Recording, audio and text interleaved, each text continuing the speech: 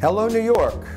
Well, springtime is here, the winter gloom is gone, and it's time to start experiencing the lively spring things in New York.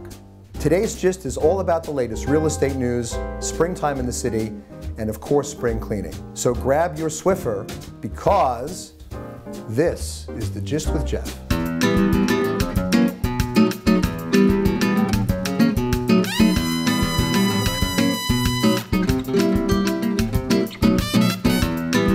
New York's real estate market is beginning to show different temperatures in different segments of the market. I call it the tale of two cities. The number of new luxury properties coming on the market has been greater than the number of new luxury buyers coming into the market. And right now it is taking twice the time for the available inventory of these luxury properties to sell as it did a year ago.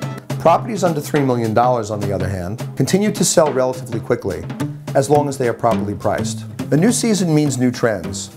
With the gorgeous weather, you're lucky if you have a nice park view. Big, spacious apartments with tall glass windows can make you feel like you're in the park without even leaving home. If allergies aren't your issue, there are tons of things to do in the springtime in New York, like strolling through its beautiful parks.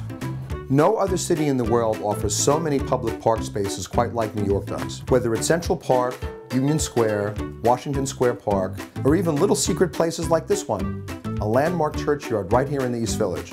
It's little hidden gems like this that make our city the best place to be in the springtime.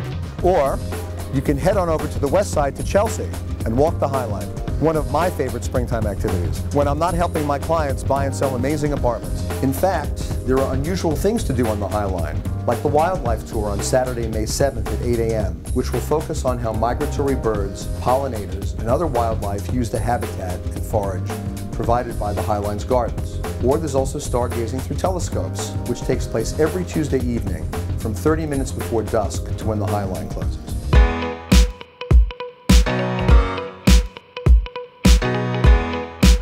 As some of you know, I'm a big-time history buff.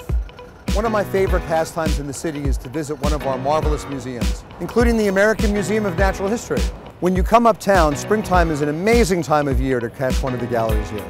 See a special exhibition on something we New Yorkers would probably never get to see, a simulated immersive dome experience of what the Antarctic is like below the ice.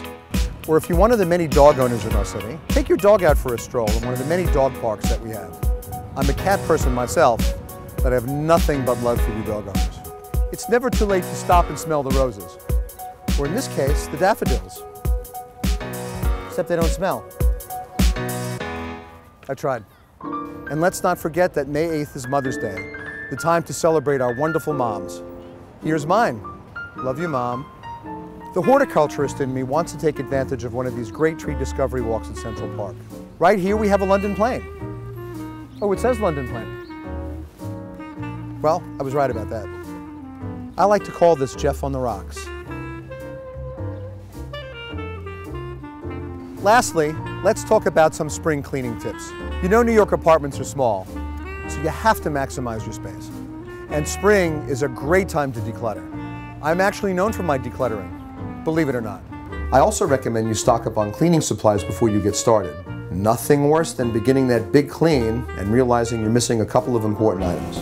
Well, that about wraps it up for our springtime edition of The Gist. I do hope you all have a terrific spring. And as always, for your real estate needs, you know where to find me. Working hard right here at the Halsted office at 408 Columbus Avenue. I'm Jeff Goodman, and you've just heard The Gist.